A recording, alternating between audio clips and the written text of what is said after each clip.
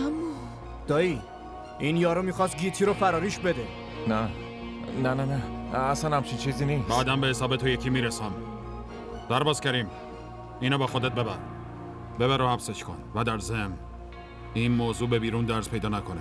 قربان به روی چشم. آقا حرفمو گوش کنی. من بری. این چیه؟ بریم.